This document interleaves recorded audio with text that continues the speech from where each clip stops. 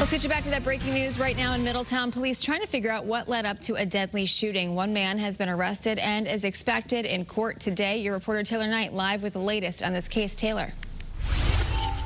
Yeah, that suspect is expected to be here at Middlesex Superior Court today. He was actually arrested miles from here in Hartford following yesterday's shooting.